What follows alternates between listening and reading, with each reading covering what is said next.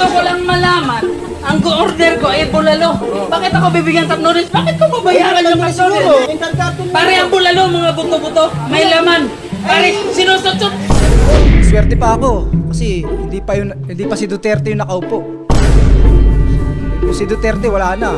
Finish na. Ako, mahal ko pa yung buhay ko eh. Talagang nagawa ko lang yan kasi tigang ako. Nakita ko, ginanon mo eh. Saan tumama yun? Di baliktad yung baliktad.